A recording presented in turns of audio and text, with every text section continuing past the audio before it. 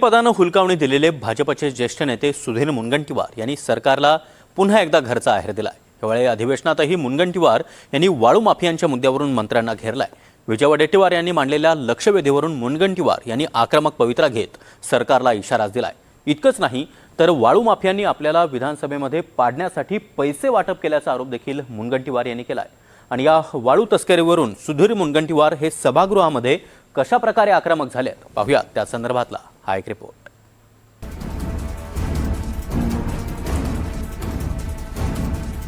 राज्याचं वाळू धोरण आणि वाळू माफियांच्या विरोधात भाजप नेते सुधीर मुनगंटीवार चांगलेच आक्रमक झाले।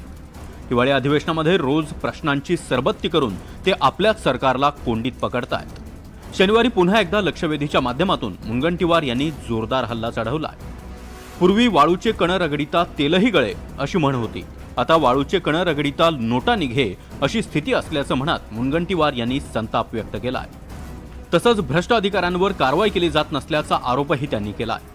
काँग्रेस विधिमंडळ पक्षाचे नेते विजय वडेट्टीवार यांनी चंद्रपूर जिल्ह्यातील एका भ्रष्ट उपविभागीय पोलीस अधिकारी राकेश जाधवच्या विरोधात लक्षवेधी उपस्थित केली होती।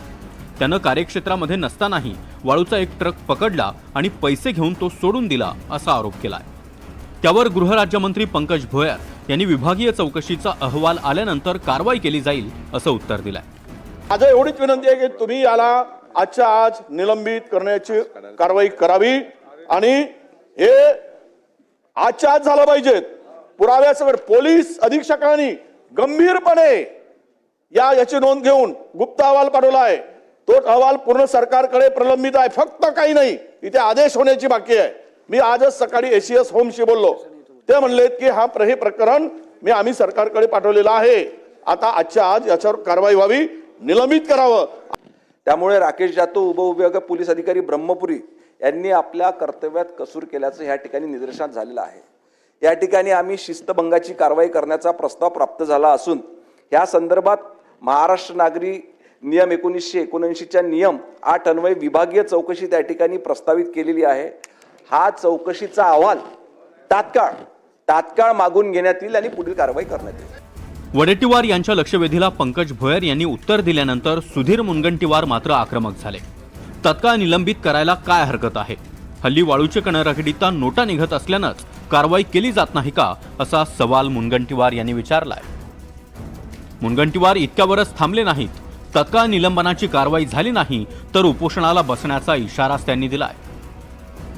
हा राकेश जाधव नावाचा अधिकारी बाहेर येऊन आपल्या सहकारी अधिकाऱ्यांना सांगतो, मेरा कोई बाग बाका नहीं कर सकता। भ्रष्टाचार विरोधी काम करणारे गृहराज्यमंत्री असाल, खरे असाल, खोटे असाल तर मग उत्तर बदलून द्या, पण खरे असाल तर आता निलंबित करा। कोणाच्या दबावावर येऊ नका। मी स्वतः 4दा गेलोय डीजी ऑफिस मध्ये, चाल साहेबांनी आज मागितले। मंत्री महोदय, कुणाची बाजू घेतोय आपण? अरे वाळूचे कण रगडिता पहिले तेल निघे, आता नोटाचे बंडल निघतात। तुम्ही या एसडीपीओला वाचवण्यासाठी तुम्ही त्या डिसिप्लिनरी ऍक्शन करता? काही तर मन आपल्याला आहे की नाही? आपण काय पत्थर के सनम झालोय? महायुती सरकारच्या वाळू धोरणावर बोलताना मुनगंटीवार यांनी सरकारला रेती विकण्याचा धंदा करू नका अशा शब्दात फटकारलाय। इतकंच नाही तर विधानसभा निवडणुकीत आपल्याला पाडण्यासाठी वाळू माफियांनी पैशाचं वाटप केल्याचा खळबळजनक आरोप देखील त्यांनी केलाय। पण तुम्हाला याची जाणीव आहे? मी स्वतः भुक्तभोगी आहे। माझ्या निवडणुकीत रेती माफियांनी पैसे देऊन मला पाडायचा प्रयत्न केला। ही काय पद्धत आहे?